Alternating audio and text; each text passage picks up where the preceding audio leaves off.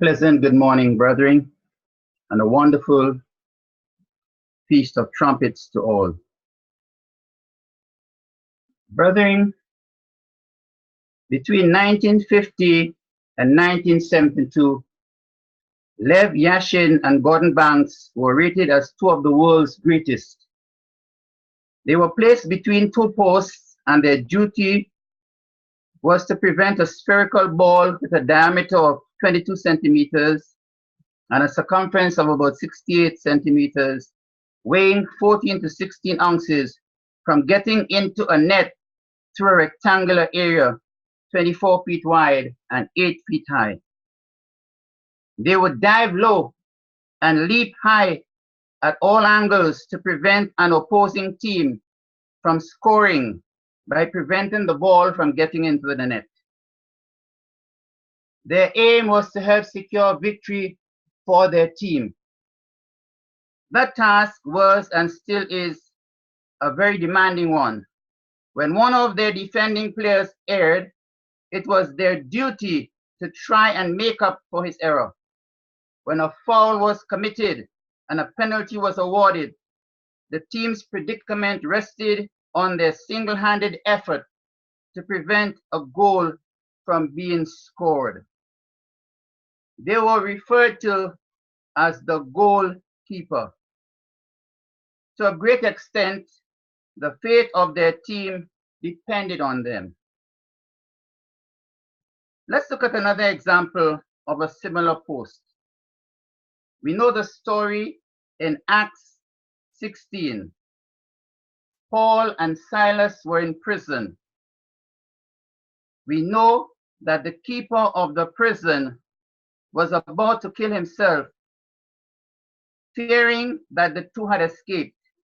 His duty was to secure and ensure that the prisoners were kept and did not escape. Bearing in mind the challenge, brethren, of the goalkeeper and the important role, let's finally, for the purpose of today's sermonette, get a little closer to home. In Genesis 4 and 9, God asked Cain a very relevant question. Here it is, in Genesis 4 and 9. Where is Abel, thy brother? I am sure we know his response. And he said, I know not. Was that true? Certainly it was not. So he lied. And then he had the gut to ask, am I my brother's keeper? Today, brethren, God wants us to ask ourselves and answer that very question. Am I my brother's keeper? And why is this important? God made us to be interdependent.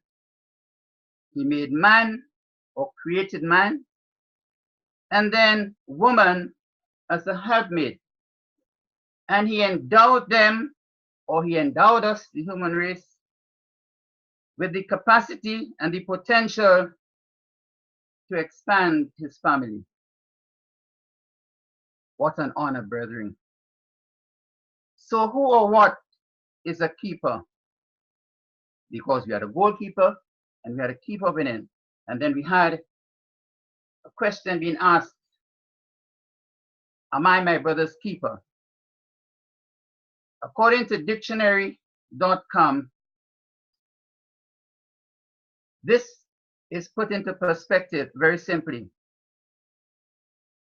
We look at three of the definitions given. One, it says, a person who guards or watches as at a prison or gate.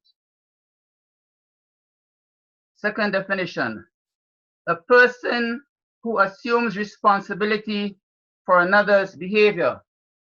And they gave an example in the form of a sentence which says, he refused to be his brother's keeper.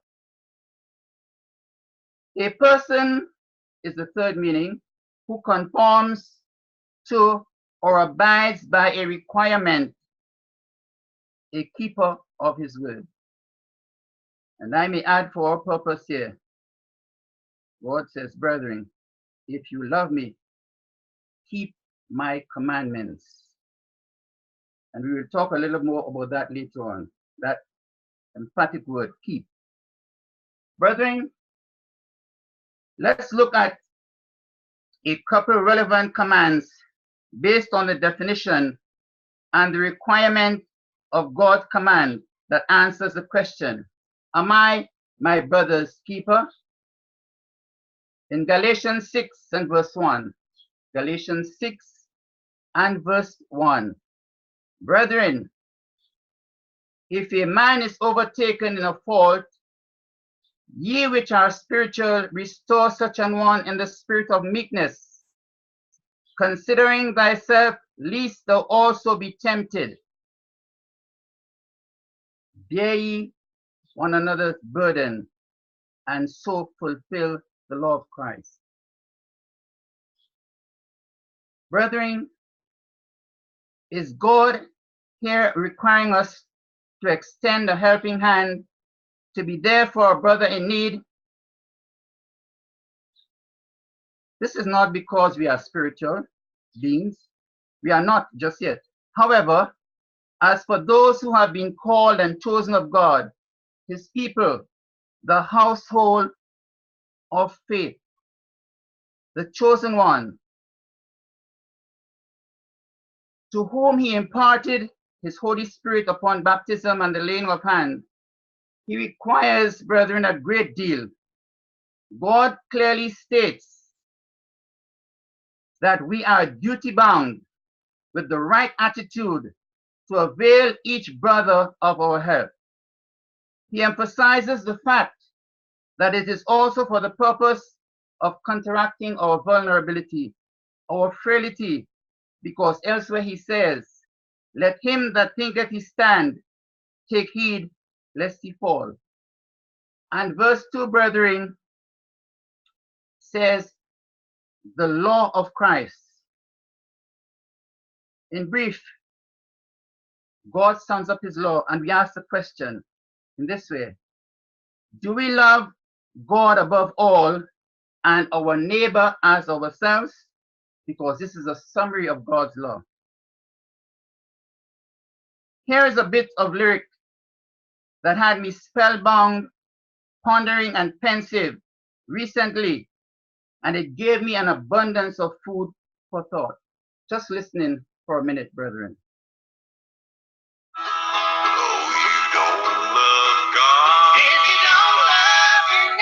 If you gossip about him, if you never have mercy, if he gets into trouble and you don't try to help him, if you don't love your neighbor, and you don't love God.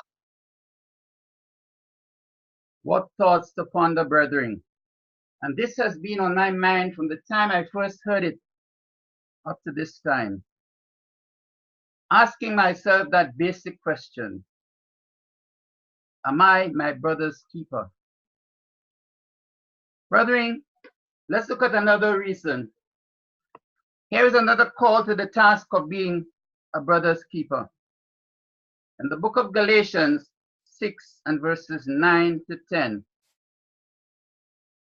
it says, Galatians 6, 9 to 10, and let us not be weary in well-doing, for in due season we shall reap if we faint not.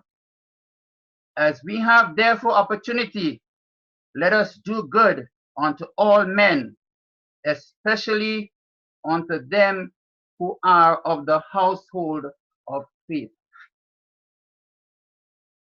Brethren, these words are self-explanatory. But we can ask, do we seek out opportunities for service to the household, or do we wait for others to come to us? There is a saying, brethren, opportunity knocks but once. When we seek a job, for example, we do not only read the newspapers to find where we can find them. We send applications to places we may not even be interested in to secure a position. Again, the question can be asked, do we wait for opportunities to come to us? Or can we look for them or even render a service to others among us without invitation? Charity begins at home, the proverb says. One may rightly conclude, brethren, therefore, that God's requirement of us is reinforced when he says, especially those of the household of faith. Do we rejoice with those who rejoice, weep with those who weep, and mourn with those who mourn among us? Even Jesus wept. It is reassuring, brethren, to know that apart from sacrificing his only Son for us, God gave us this assurance. In the book of Psalms, brethren, if we look at 121 and verses 5 to 7, 121 verse 5 to 7, the Lord is thy keeper, the Lord is thy shade upon thy right hand. The sun shall not smite thee by day, nor the moon by night. The Lord shall preserve thee from all evil. He shall preserve thy soul. Brethren, what a joy it is to know that God is our keeper. Jesus' sacrifice was to reconcile us and to keep to God and to keep us in communion with him. Jesus, as the goalkeeper, sacrifices himself for us, made sacrifices for his side. The jailer kept the prison, making a great sacrifice for those under whose authority he served. God expects us, brethren, to do the diametrically opposite of who Cain questioned himself concerning his brother.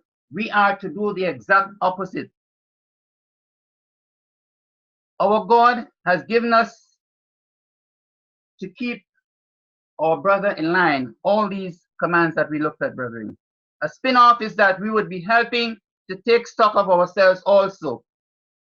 And so, brethren, when this day that is commemorated today is fulfilled, when that final trumpet that signals the return of God is sounded, it will be too late for us to be asking this vital question: am I my brother's keeper? This is the time for us, brethren, this vital question to be answered. This is the time for God's potential first fruit to address the question. And most certainly, these are the words that God is holding in store for us. We can find this in Matthew 25 and verse 40. Matthew 25 and verse 40 says, and the king shall answer and say unto them, verily I say unto you, inasmuch as you have done it unto one of these, the least of my brethren, you have done it unto me. Brethren, a dedicated goalkeeper carries the weight of the entire team when a penalty is awarded against them. Jesus bore the penalty for the sins of the entire world. In like manner, a committed Christian, as we are and we ought to be, is required to bear each other's burden. Today we must ask and answer the question based on God's requirement. Am I my brother's keeper?